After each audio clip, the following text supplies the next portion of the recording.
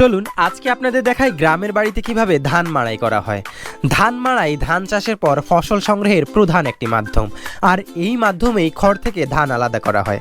আসসালামু আলাইকুম, আমি আপনাদের মিজি ভাই সায়েম সবাইকে স্বাগত জানাচ্ছি। আশা করছি সবাই ভালো আছেন। আলহামদুলিল্লাহ আমিও ভালো আছি। তো আজকে কথা বলছিলাম ধান মাড়াই নিয়ে।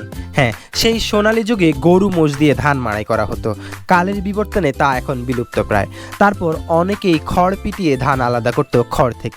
যদিও এই মাধ্যমগুলো ছিল অনেকটাই কষ্টসাধ্য, কিন্তু বাঙালি আগে তা হাসি মুখেই করত। কিন্তু এখন আর তা করতে হয় না।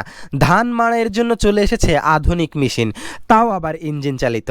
হ্যাঁ, এই মেশিন চালু করা মাত্রই ঘুরবে আর আপনি দাঁড়িয়ে দাঁড়িয়ে শুধু খড় থেকে ধান আলাদা করবেন। আর ধান মাড়াইয়ের টোটাল এই প্রসেসটা এতটা সহজ হয়েছে শুধুমাত্র কৃষি বিপ্লবের ফলে। যদি কৃষি বিপ্লব নিয়ে একটু বলি, কৃষি বিপ্লব বলতে কৃষি খাতে উৎপাদন বৃদ্ধি, প্রযুক্তির ব্যবহার এবং চাষাবাদের ধরনের আমূল পরিবর্তনকে বোঝায়।